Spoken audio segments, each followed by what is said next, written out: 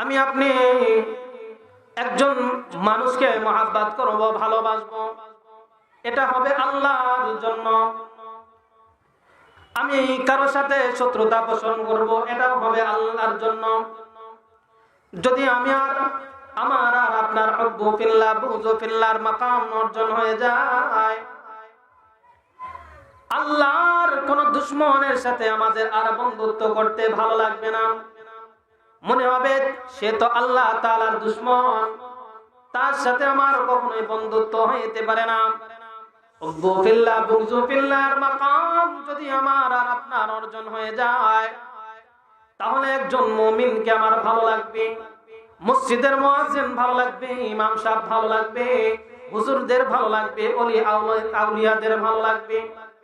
যারা আল্লাহ তাআলার সাথে যার বেশি মহব্বত, যার বেশি খাতির, তার মহব্বত করতে, তাকে ভালোবাসতে আমাদের ভালো লাগবে। কোরআনুল কারীম তেলাওয়াত করতে ভালো লাগবে। এই সমস্ত মাদ্রাসাগুলোতে আমাদের সন্তানদেরকে দিতেও ভালো লাগবে। কেন? সন্তান যখন কোরআনুল কারীম শিখবে, কোরআনুল কারীম তেলাওয়াত করবে, এই কোরআনুল কারীম এটা আল্লাহ তাআলা নাযিল করেছেন। আল্লাহ তাআলা কোরআনুল কারীম শিক্ষা করাকে ফরজ করে দিয়েছেন। এ মুসলমান ইমানদার আল্লাহর গোলাম, এই জন্য যা কিছু আমি করব আল্লাহ তাআলাকে মহব্বত করার জন্য, আল্লাহ তাআলাকে রাজি আর সন্তুষ্ট করার জন্য। আমি যদি কোন ব্যক্তিকে মহব্বত করি, এটা আমার আল্লাহর জন্য হইতে হবে। হুব্বু ফিল্লাহ বুগযু ফিল্লাহ মাকাম যদি অর্জন হয়ে যায়, তাহলে আমাদেরকে আল্লাহ তাআলা 6টা পুরস্কার দিবে। কয়টা পুরস্কার? 6টা পুরস্কার আল্লাহ তাআলা আমাদেরকে দিবেন। এ মুসলমান, আল্লাহর হাবিব রাহমাতাল লিল আলামিন নবীজি হাদিস শরীফের মধ্যে ইরশাদ করেন, আন নবী উমামা রাদিয়াল্লাহু তাআলা আনহু قال قال رسول الله صلى الله عليه وسلم من أعطى لله ومنع لله وأحب لله وأبغض لله فقد استكمل الإيمان। আল্লাহর নবী জনাবে মুহাম্মদুর রাসূলুল্লাহ সাল্লাল্লাহু আলাইহি ওয়াসাল্লাম হাদিস শরীফের মধ্যে ইরশাদ করেন, কোন ব্যক্তি কাউকে কোনো কিছু দিবে, তা আল্লাহ তাআলার জন্য দিবে। আল্লাহ তাআলা দিলে আল্লাহ তাআলা সন্তুষ্টি হয়, আল্লাহ তাআলার সন্তুষ্টির জন্য দিবে। যদি কাউকে কোনো কিছু দেওয়া থেকে বিরত থাকে, সেটাও আল্লাহ তাআলার জন্য করবে। কাউকে মহব্বত করবে, ভালোবাসবে, তার সাথে বন্ধুত্ব হবে, এটা আল্লাহ তাআলার জন্য। কারো কাছ থেকে শত্রুতা হবে, এটাও আল্লাহ তাআলার জন্য। যদি এই 4টা কাজ কারো মধ্যে অর্জন হয়ে যায়, আল্লাহর নবী বলেন ফাকাদ ইস্তাকমালাল ঈমান, ওই ব্যক্তির ঈমানকে আল্লাহ তাআলা পরিপূর্ণ করে দেয়। সুবহানাল্লাহ। তাহলে আমি কাউকে কোনো কিছু দিব, এটা আল্লাহ তাআলার জন্য দিব। যদি আমি দিতে পারি আল্লাহর সন্তুষ্টির জন্য, একজন ভিক্ষুক এসে ভিক্ষা চাচ্ছে, আমি তাকে দিলাম, এটা আল্লাহর সন্তুষ্টির জন্য। একজন ব্যক্তি এসে সে আমার কাছ থেকে টাকা ধার চাচ্ছে, আমি যদি তাকে সাহায্য সহযোগিতা করি আল্লাহ তাআলার সন্তুষ্টির জন্য, তাহলে এটা এর মাধ্যমে আল্লাহ তাআলা আমার ঈমানকে কি করবেন? পরিপূর্ণ করে দিবেন, পরিপূর্ণ করে দিবেন। এক আল্লাহর বান্দা এক আল্লাহর ওলিকে কিছু টাকা হাদিয়া দিছে। হাদিয়া দেওয়ার পর ওই আল্লাহর ওলি এক সময় যখন মজমা হইতেছে, মজমার মধ্যে আলোচনা করছে যে অমুক ব্যক্তি আমাকে কিছু টাকা হাদিয়া দিয়েছে। হাদিয়ার কথা যখন সে প্রকাশ পেয়ে গেছে, সঙ্গে সঙ্গে সে বলতেছে, হুজুর আপনাকে যে আমি হাদিয়া দিয়েছিলাম, ওই হাদিয়ার টাকা আপনি আমাকে ফেরত দেন। হুজুরের হাদিয়ার টাকা ফেরত দিয়েছে। দেওয়ার পরে লোকজন আলোচনা করতেছে, রে তুই হাদিয়া দিলু আবার ফেরত দিয়া চাচ্ছ, কি কারণটা কি? সকলেই যখন চলে গেছে, সে হুজুরের কাছে এসে বলতেছে, হুজুর আপনাকে ওই টাকা আমি আবার হাদিয়া দিলাম, এর কারণটা কি? ওই আল্লাহর বান্দা বলে, হুজুর আমি যখন প্রথমে আপনাকে হাদিয়া দিয়েছিলাম, মানুষকে দেখানোর জন্য দেই নাই, মানুষের কাছে বাহবা পাওয়ার জন্য আমি দেই নাই। আপনাকে আমি হাদিয়া দিয়েছি কেবলমাত্র শুধুমাত্র আল্লাহ তাআলার সন্তুষ্টির জন্য। ও হুজুর, যখন আপনি মানুষের কাছে প্রকাশ করে দিলেন, তখন কিন্তু এই টাকা এখন আমার কাছে খারাপ লাগছে। আমি হাদিয়া দিয়েছি, এটা আপনি কেন প্রকাশ করলেন? হুজুর, লোকজন চলে গেছে, আমি আপনাকে সেই টাকা আবার হাদিয়া দিলাম। ওই সময় আমার মনের ভিতরে অহংকার এসেছে, কেন আপনি এই কথাটা বললেন? হইতে পারে আল্লাহ তাআলা এর ওসিলা আমার সেই সওয়াবটা দিবে না। আমার দুনিয়াবি কোনো স্বার্থ নয়, মানুষকে দেখানোর উদ্দেশ্য নয়, কেবলমাত্র শুধুমাত্র আমি আপনাকে হাদিয়া দিয়েছিলাম আমার আল্লাহ তাআলাকে সন্তুষ্ট করার জন্য। এই জন্য মুসলমান, কোনো কিছু আমি কাউকে দেব, এটা আল্লাহ তাআলাকে সন্তুষ্ট করার জন্য দিব। ওয়া মান আলিল্লাহ, কারো কাছ থেকে আমি কোনো কিছু দেওয়া থেকে বিরত থাকব। একজন ভিক্ষুক আসছে, আপনি তাকে চিনেন, যদি সে টাকা নেয় সুদে লাগাবে।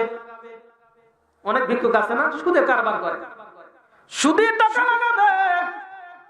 অথবা এই টাকা দিয়ে সে অনেক ফকির মিসকিন আছে, গাঞ্জা খায়, ইয়াবা খায়, কেউ আছে বিড়ি খায়, সিগারেট খায়, বা কোনো হারাম কাজের মধ্যে লিপ্ত হবে। আপনি এটা জানেন, জানার কারণে আপনি তাকে এটা দিলেন না।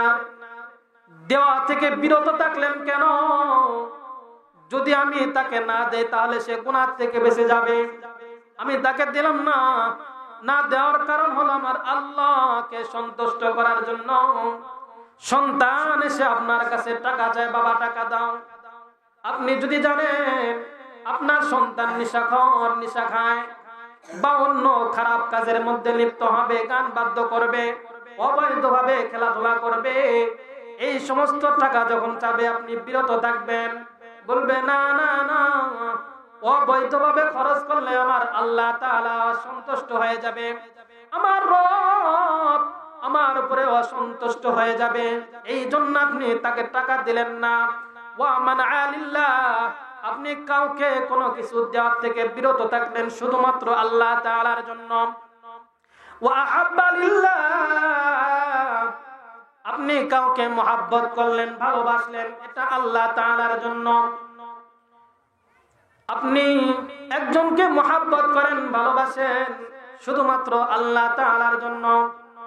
ওয়া আবগযা লিল্লাহ, কেউ আপনার শত্রু হয়, এটাও আল্লাহ তাআলার জন্য। ওই যে হযরত আলী রাদিয়াল্লাহু তাআলা আনহু, তার সামনে একজন ইহুদি আল্লাহর নবীকে গালি দেয়। আল্লাহর নবীকে গালি দেওয়ার কারণে হযরত আলী ওই আল্লাহর বান্দাকে অ্যাটাক করেছে, ধরে মাটির মধ্যে শোয়া দিছে। তার কাছে ছিল তো আর তলোয়ার বের করছে, আঘাত করবে। এমন সময় নিচ থেকে ওই আল্লাহর বান্দা হযরত আলী রাদিয়াল্লাহু তাআলা আনহুর মুখে থুতু নিক্ষেপ করে দিয়েছে। থুতু নিক্ষেপ করার সঙ্গে সঙ্গে হযরত আলী রাদিয়াল্লাহু তাআলা আনহু তাকে ছেড়ে দিয়েছে। এবার ওই লোকটা দাঁড়ায় গেছে, দাঁড়ায় বলতেছে, রে আলী, তুমি আমাকে ধরেছিলে, অ্যাটাক করেছিলে, আমাকে হত্যা করতে পারতে, কিন্তু ছেড়ে দিলে কেন? আমি শুধুমাত্র একটু চেষ্টা করেছিলাম, ছুটতে তো পারবো না, কিছু না পারলেও তোমাকে একটু থুতু নিক্ষেপ করে মনের রাগটা কমাই, কিন্তু থুতু দেওয়ার কারণে তুমি কেন আমাকে ছেড়ে দিলে? হযরত আলী রাদিয়াল্লাহু তাআলা বলতেছে, ভাই শোনো, তোমাকে আমি অ্যাটাক করেছিলাম, তোমাকে আমি ধরেছিলাম, তোমাকে শোয়া দিছি, আমি তলোয়ার বের করছি, খাপ থেকে তোমার গর্দান উড়ায় দেব। এমন মুহূর্তে তুমি আমার গালে যখন থুতু নিক্ষেপ করেছো, আমার রাগটা আরো বেড়ে গেছে, রাগ বেড়ে গেছে। এখন যদি আমি তোমাকে হত্যা করি, আমার নিজের প্রতিশোধের জন্য হয়ে যাবে। প্রথমে আমি তোমাকে ধরেছিলাম, তার কারণটা ছিল আমার রব, আমি রবের সন্তুষ্ট করার জন্য তোমাকে আমি ধরেছি, তোমাকে আমি হত্যা করব। কিন্তু পরবর্তীতে তুমি যখন আমার মুখে, তুমি আমার গালে থুতু নিক্ষেপ করেছো, থুতু নিক্ষেপ করার কারণে রাগটা আমার নিজের জন্য হয়ে গেছে। ও ভাই, এই মুহূর্তে যদি আমি তোমাকে মেরে ফেলি, হইতে পারে এটা আমার প্রতিশোধের কারণে, নিজের ব্যক্তিগত কারণে মারা হবে। এখানে আল্লাহ তাআলার সন্তুষ্ট থাকবে না, নবীজির কোনো সন্তুষ্ট থাকবে না, যার কারণে আমি তোমাকে ছেড়ে দিয়েছি। এই কথা শোনার সঙ্গে সঙ্গে ওই ইহুদি এবার বলতেছে, রে ভাই, তোমাদের দ্বীন ইসলাম কত সুন্দর, তোমরা যা কিছু করো আল্লাহর জন্য, কাউকে মারো, কাউকে বাঁচাও, এগুলো আল্লাহ তাআলার জন্য। কারোর সাথে তোমরা জিহাদ করো, এটাও আল্লাহ তাআলার জন্য। কাউকে তোমরা ছেড়ে দাও আল্লাহর জন্য। এই দ্বীন ইসলাম এত সুন্দর সুন্দর, আমি আজ থেকে কালিমা লা ইলাহা ইল্লাল্লাহ মুহাম্মাদুর রাসূলুল্লাহ পড়ে আমি মুসলমান হয়ে গেলাম। সুবহানাল্লাহ। মুসলমান কাজ করবে কার জন্য? আল্লাহ তাআলার জন্য। কাউকে মহব্বত করবে কার জন্য? আল্লাহ তাআলার জন্য। কারোর সাথে শত্রুতা হবে কার জন্য? আল্লাহ তাআলার জন্য।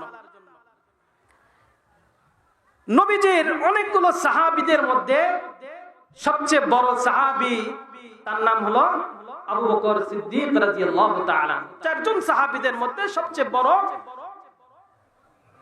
আবু বকর রাদিয়াল্লাহু তাআলা আনহু। তিনি এতই দিল নরমওয়ালা একজন সাহাবী, অত্যন্ত দয়ালু সাহাবী। আল্লাহর জমিনে যতগুলো নবী আছে, যতগুলো নবীর উম্মত রয়েছে, সবচেয়ে দিল নরমওয়ালা উম্মত হলেন হযরত আবু বকর সিদ্দিক রাদিয়াল্লাহু তাআলা। যার কারণে আমরা প্রত্যেক জুমায় একটা হাদিস শুনি, প্রত্যেক জুমায় সানি খুতবার মধ্যে আমরা সকলেই একটা হাদিস শুনি, আরহামু বিউম্মতি আবু বকর। শুনেন না? ওয়াসাদুহুম ফি আমরিল্লাহি উমর ওয়া আসদাকুহুম হায়ান উসমান ওয়া আকদাহুম আলী। এই হাদিস আমাদের সকলেরই মুখস্থ। কেউ যদি এখানে ভুল করে, আপনারা ভুল ধরতে পারবেন, এ হুজুর ভুল করছে, তাই না? আমাদের শুনে শুনে মুখস্থ হয়ে গেছে। তাহলে আল্লাহর নবী বলেন, আরহামু বিউম্মতি আবু বকর, আমার উম্মতের মধ্যে সবচেয়ে দিল নরমওয়ালা সাহাবী হলো হযরত সিদ্দিক আকবর রাদিয়াল্লাহু তাআলা আনহু। এই সিদ্দিক আকবর রাদিয়াল্লাহু তাআলা আনহু একদিন, ইহুদিদের একটা পাঠশালা আছে, এই পাঠশালাতে তাদের একজন বড় আলেম, সে তাদের যে অনুসারী আছে, অনুসারীদেরকে নসিহত করতেছে। এমন পর্যায়ে সিদ্দিক আকবর রাদিয়াল্লাহু তাআলা আনহু সেখানে গেছেন। যাওয়ার পরে ওই ইহুদি বড় আলেমকে বলতেছে, ও ইহুদি বড় আলেম, শোনো, তোমরা তো তাওরাত মানো, তোমরা আল্লাহর কিতাব মানো, তোমরা তো আহলে কিতাব, তো তোমাদের কিতাবের মধ্যেই আছে আখেরি জামানার পয়গম্বর আসবে, তারপরে কোরআন নাজিল হবে। তো সেই রবের পক্ষ থেকে আমি তোমার কাছে কোরআনের দাওয়াত দিচ্ছি, যে রব কোরআনুল কারীম নাজিল করেছেন, যে নবীর উপরে নাজিল করেছেন, সেই নবীকে তোমরা মেনে নাও, সেই নবীকে মেনে নাও। এই কথা বলার সঙ্গে সঙ্গে ইহুদি বড় আলেম বলতেছে, হে আবু বকর, কোন রবের তোমরা দাওয়াত দাও? যে রব অত্যন্ত ফকির। নাউজুবিল্লাহ বলেন। তোমাদের রব তো ফকির, আমরা হলাম ধনী, ওই ফকির রবের দাওয়াত তুমি আমাকে দিচ্ছ? এই কথা শোনার সঙ্গে সঙ্গে হযরত আবু বকর, দিল নরমওয়ালা মানুষ, তিনি রেগে গেছেন। রেগে গিয়ে ওই ইহুদি আলেমকে তিনি আঘাত করছেন। আবু বকর সিদ্দিক রাদিয়াল্লাহু তাআলা আনহু ছিলেন দিল নরমওয়ালা। আল্লাহ তাআলা সাহাবীদের ব্যাপারে বলছেন, মুহাম্মাদুর রাসূলুল্লাহ ওয়াল্লাযীনা মাআহু আশিদ্দাউ আলাল কুফফারি রুহামাউ বাইনাহুম। যে মুহাম্মাদুর রাসূলুল্লাহ, মুহাম্মদ আল্লাহর রাসূল সাল্লাল্লাহু আলাইহি সাল্লাম, ওয়াল্লাযীনা মাআহু আশিদ্দাউ আলাল কুফফার, এরা কাফেরদের ব্যাপারে কঠোর, রুহামাউ বাইনাহুম, কিন্তু পরস্পর তারা অত্যন্ত দিল নরম, সহানুভূতি তাদের সাথে থাকে। কিন্তু কাফেরদের ব্যাপারে আল্লাহর নবীর সাহাবীরা কি কঠোর। তো আবু বকর সিদ্দিক রাদিয়াল্লাহু তাআলা আনহু অত্যন্ত দিল নরমওয়ালা সাহাবী হওয়া সত্ত্বেও যখন সে আল্লাহ তাআলার ব্যাপারে এমন একটা কথা বলেছে, আবু বকর তিনি দেখলেন না যে এখানে তার অনুসারী অনেক অনুসারী রয়েছে, এখন যদি আমি একে অ্যাটাক করি, একে আঘাত করি, তাহলে সকলে আমাকে মারবে। এই চিন্তা না করে আল্লাহর মহব্বতে, আল্লাহকে ভালোবাসার জন্য, আল্লাহর জন্য সে মহব্বত করে, আল্লাহকে মহব্বত করেছে, আল্লাহর জন্য সে কাফেরের সাথে শত্রুতা করে তাকে আঘাত করেছে। আঘাত করার পর ওই ইহুদি বড় আলেম চিন্তা করতেছে, আবু বকর আমাকে আঘাত করেছে, এর বিচার আমি এখন কার কাছে দিব? এত বড় একজন সাহাবী। ওই ইহুদি বড় আলেম চিন্তা করতেছে কোন সাহাবীকে বলে কাম হবে না, নবীর কাছে যাইতে হবে। নবীজির কাছে চলে যায়, যাওয়ার পর নবীজির কাছে নালিশ দিতেছে, ও মুহাম্মদ বিন আব্দুল্লাহ, এই যে দেখেন না আমাকে মেরে শেষ করে দিয়েছে, কে মারছে? বলে আবু বকর। বলে না না, আমার আবু বকর তো এরকম লোক নয়, নবীও বিশ্বাস করে না যে আবু বকর মারতে পারে, মনে হয় তোমার নাম ভুল হইতেছে, ওমর মারছে। বলে না না না, ওমর মারে নাই, আমাকে মারছে আবু বকর, আপনার বন্ধু। ইতিমধ্যে হযরত আবু বকর রাদিয়াল্লাহু তাআলা আনহু চলে আসছে। আসার পর নবীজি আবু বকরকে জিজ্ঞাসা করে, ভাই এ আবু বকর, তুমি এই ইহুদিকে মারছো? বলে হ্যাঁ আমি মারছি। নবী আশ্চর্য হয়ে গেছে, আবু বকর তুমি মারছো? ইয়া রাসূলুল্লাহ, হ্যাঁ হ্যাঁ আমি মারছি, কিন্তু কেন মারছি এটাও আপনি তার কাছ থেকে শুনেন। কেন মারছি এটা তার কাছ থেকে আপনি শুনেন। ও মুসলমান,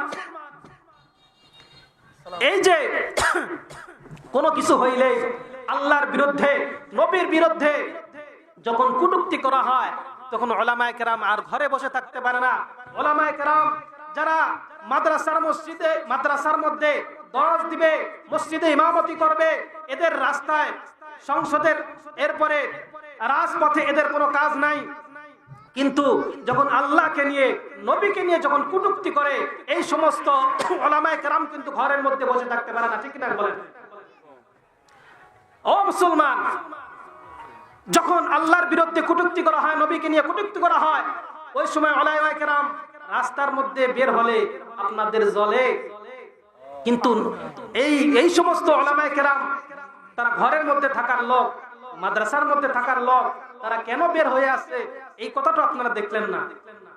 এবার আবু বকর রাদিয়াল্লাহু তাআলা বলতেছেন, ইয়া রাসূলুল্লাহ, আমি তাকে মারছি, মারার কারণটা তার কাছে জিজ্ঞাসা করেন, কেন মারছি? ওই ইহুদি বড় আলেম আর বলে না। আবু বকর নবীকে বলতেছে, ইয়া রাসূলুল্লাহ, সে সাধারণ কোনো অপরাধী নয়, আমাকে নিয়ে, আপনাকে নিয়ে কটূক্তি করে নাই, আমার আল্লাহকে নিয়ে কটূক্তি করেছে, যার কারণে আমি আর সহ্য করতে পারি নাই। আমি এত দিল নরমওয়ালা সাহাবী, এত দিল নরমওয়ালা সাহাবী, শুধু সাহাবী নয়, নবীর পরে আর এরকম দিলওয়ালা কোন মানুষ এই পৃথিবীতে আসে নাই, আসবেও না। ইহুদিকে বলেন, কি করছো? কেন আমার আবু বকর তোমাকে আঘাত করেছে? বলে, ইয়া রাসূলুল্লাহ, আমি কিচ্ছু করে নাই, আল্লাহর কসম আমি কিছুই করে নাই। আবু বকর বলে, না না না, আল্লাহ তাআলা সম্পর্কে সে কটূক্তি করেছে, আমার আল্লাহকে সে খারাপ বলেছে, ফকির বলেছে, মিসকিন বলেছে। ও মুসলমান ইমানদার আল্লাহর গোলাম, আল্লাহ রাব্বুল আলামিন হযরত আবু বকর সিদ্দিক রাদিয়াল্লাহু তাআলা আনহুর ব্যাপারে ওই সময় জিবরাইল আমিন আলাইহিস সালাতু ওয়াস সালামকে পাঠিয়ে দিয়েছেন কোরআনুল কারীমের আয়াত দিয়া। জিবরাইল এসে বলতেছেন, ইয়া রাসূলুল্লাহ, ইয়া হাবিবাল্লাহ, ওই ইহুদি আল্লাহকে নিয়ে যে কথাটা বলছে, এটা শুধু আবু বকর দুনিয়া থেকে শুনে নাই, এটা আমার রব ওই আরশ থেকেও শুনেছেন। লাকাদ সামি'তু করার জন্য আবু বকরের জামানায় কিছু ওয়াকেজ মানুষ যারা ওঠা বসা চলাফেরা করতে পারে না, এমন কিছু ব্যক্তিদের নামের লিস্টে করা হয়েছে। এদের খাদেম কে কে তাদের খেদমত করবে, খাদেমের লিস্টিও করা হয়েছে।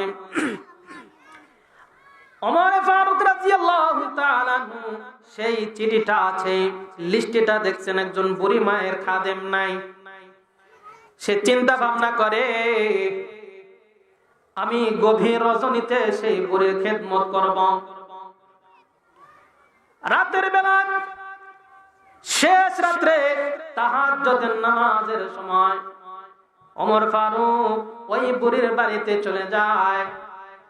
গিয়ে দেখে বুড়ির সব কাজ হয়ে গেছে। চিন্তা করে, কে রে, কে সেই বুড়ির বাড়ির খেদমত করে। আগামীকাল আমি আরো আগে এসে দেখবো কে খেদমত করে। পরের দিনে ওমর ফারুক রাদিয়াল্লাহু তাআলা আগের রাতে এশারের নামাজ পড়ে গিয়ে বুড়ির খেদমত করতে চায়। গিয়ে দেখে বুড়ির খেদমত হয়ে গেছে। পানি দূর থেকে পানি আনতে হয়, পানি এনে উপস্থিত হয়ে গেছে।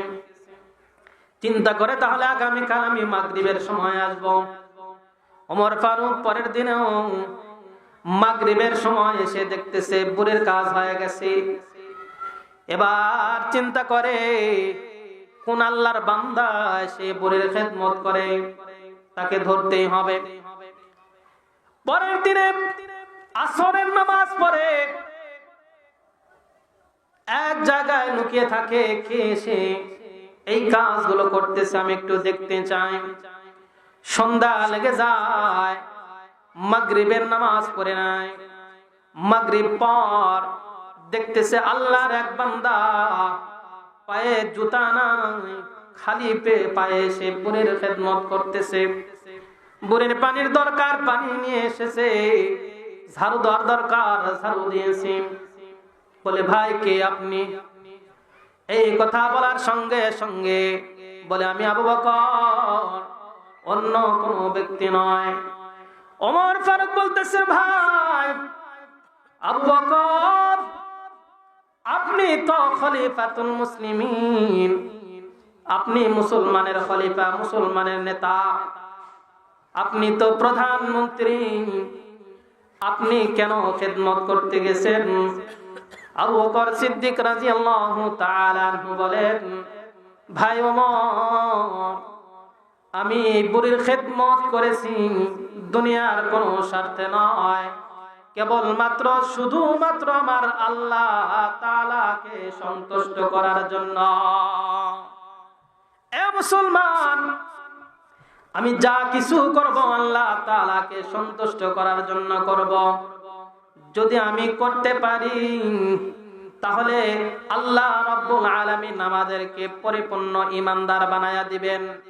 মান আতা লিল্লাহ ওয়া মানা লিল্লাহ ওয়া আহাব্বা লিল্লাহ ওয়া আবগাযা লিল্লাহ ফাকাদ ইসতাকমালাল ঈমান। আল্লাহ রাব্বুল আলামিন আমাদের ঈমানকে পরিপূর্ণ করে দিবেন। 2 নাম্বার ফায়দা, 2 নাম্বার উপকার, আমি যা কিছু করব আল্লাহ তাআলার জন্য যদি আমি করতে পারি, কারো সাথে দুশমনি যদি আমি আল্লাহ তাআলার জন্য করি, আল্লাহর নবী অন্য হাদিসের মধ্যে বলেন, আফজালুল আ'মালি মান হাব্বা লিল্লাহ ওয়া আবগাযা লিল্লাহ। দুনিয়ার বুকে শ্রেষ্ঠ আমলের মধ্যে একটি আমল হলো, তোমরা যা কিছু করবা আমার আল্লাহর জন্য করবা। তোমরা যা কিছু থেকে বিরত থাকবা, কারোর সাথে শত্রুতা করবা তো আল্লাহর জন্য করবা, এটা হবে উত্তম আমল।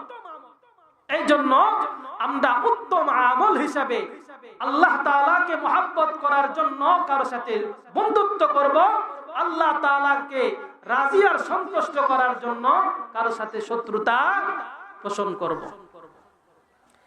3 নাম্বার আমাদের যে ফায়দা, হুব্বু ফিল্লাহ বুগযু ফিল্লাহর মাকাম যদি আমরা অর্জন করতে পারি, তাহলে আমাদের জন্য 3 নাম্বার উপকার ফায়দা হবে। আল্লাহর নবী সাল্লাল্লাহু আলাইহি ওয়াসাল্লাম হাদিস শরীফের মধ্যে ইরশাদ করেন, ও আমার উম্মতেরা শোনো, তোমরা যদি একে অপরকে মহব্বত করো, ভালোবাসো, শুধুমাত্র আল্লাহর জন্য, একে অপর থেকে তোমরা আলাদা থাকো শুধুমাত্র আল্লাহ তাআলার সন্তুষ্টির জন্য, তোমরা যদি এই কাজটা আল্লাহর জন্য করতে পারো, তাহলে কাল কিয়ামতের ময়দানে ওই সূর্যটা তোমাদের আধাত উপরে আসমানের সূর্যটা থাকবে। মানুষ তার পাপ অনুযায়ী ঘামতে ঘামতে, কারো পা পর্যন্ত, কারো মাজা পর্যন্ত, কারো বুক পর্যন্ত, কারো মাথা পর্যন্ত। ও মুসলমান, এই ঘামের সমুদ্রের মধ্যে কেউ গুনাহের কারণে সে হাবুডুবু খাইতে থাকবে। এমন একটা কঠিন মুহূর্তে ওই কিয়ামতের ময়দানে তোমরা যদি দুনিয়াতে বেঁচে থাকা অবস্থায় আল্লাহকে সন্তুষ্ট করার জন্য কার সাথে মহব্বত করো, আল্লাহ তাআলাকে সন্তুষ্ট করার জন্য কারো কাছ থেকে শত্রুতা পোষণ করো, তাহলে ওই কিয়ামতের কঠিন মুহূর্তে যখন মানুষ ইয়া নাফসি বলবে, নবীরা পর্যন্ত, শুধু আমাদের নবী ছাড়া প্রত্যেক নবী ইয়া নাফসি করবে, প্রত্যেক উম্মত খালি ইয়া নাফসি করবে। হায় আমার কি হবে, আমার কি হবে, সকলেই যখন পেরেশান, সেই মুহূর্তে আল্লাহ তাআলা তোমাদের আরশের নিচে ছায়া দান করবে। সুবহানাল্লাহ। মুসলমান ইমানদার আল্লাহর গোলাম, আমি যা করব আল্লাহ তাআলাকে সন্তুষ্ট করার জন্য করব। কারো সাথে শত্রুতা হবে, এটাও আল্লাহ তাআলার জন্য। যদি হুব্বু ফিল্লাহ বুগযু ফিল্লাহর মাকাম আমি আর আপনি অর্জন করতে পারি, তাহলে 3 নাম্বার যে ফায়দা, আল্লাহ তাআলা আরশের ছায়ার নিচে আমাদেরকে দান করবে। অন্য হাদিসের মধ্যে আল্লাহর নবী সাল্লাল্লাহু আলাইহি ওয়াসাল্লাম ইরশাদ করেন, 7 শ্রেণীর মানুষদেরকে আল্লাহ তাআলা আরশের নিচে ছায়া দান করবে। কয় শ্রেণীর বলেন? 7 শ্রেণীর মানুষকে আল্লাহ রাব্বুল আলামিন ওই আরশের নিচে ছায়া দান করবে। আরশের ছায়ার নিচে আমরা থাকতে পারবো। সেখানে সূর্যের কোনো তাপ নাই, কোনো গরমের কোনো টেনশন নাই। ওই আরশের ছায়ার নিচে আমরা অবস্থান করতে পারবো। 1 নাম্বার, ইনসাফদার, আদেল, ইনসাফওয়ালা বিচারক হতে হবে, প্রধানমন্ত্রী হতে হবে, কি ন্যায়পরায়ণ বাদশা। 1 নাম্বার কি? ন্যায়পরায়ণ বাদশা। আর আমাদের বাদশাগুলো, আমাদের প্রধানমন্ত্রীগুলোর কি অবস্থা? দুর্নীতি করতে করতে দেশটাকে একদম রসাতলে নিয়ে যাইতেছে। নিজেদের পক্ষে কাজ করলে সে ভালো, আর যদি আমার দলে না থাকে তাহলে সে আমাদের দুশমন হয়ে যায়। না না না, ইসলাম এত সুন্দর, শুধু মুসলমানের সাথে তারা ভালো ব্যবহার করে তা নয়। একজন হিন্দু, একজন ইহুদি, খ্রিস্টান, সেও তো আমাদের দেশের নাগরিক, সেও তাদের যথাযথ মর্যাদা পাবে। এই জন্য বাদশা হইতে হবে, প্রধানমন্ত্রী হতে হবে ইনসাফওয়ালা। যদি ইনসাফ কায়েম করতে পারে, তাহলে ওই বাদশার জন্য, ওই প্রধানমন্ত্রীর জন্য আল্লাহ তাআলা আরশের ছায়া দান করবে। ও মুসলমান, 2 নাম্বার, যে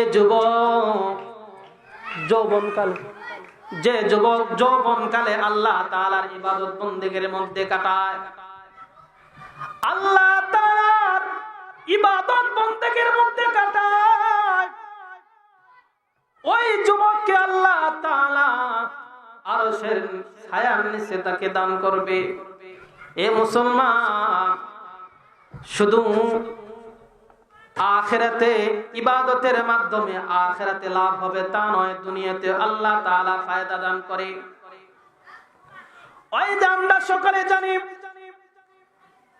আল্লাহর নবী তার পূর্বের যুগের তিনজন যুবকের কথা হাদিস শরীফের মধ্যে বর্ণনা করেন। আগেকার যুগের তিনজন যুবক একদিন ঘোরাফেরা করার জন্য বহুদূর চলে যায়। যাওয়ার পর ঘুরতে ঘুরতে রাত হয়ে যায়। তারা চিন্তা ভাবনা করে রাতের বেলা কই যাব, যাওয়ার তো কোনো জায়গা নাই।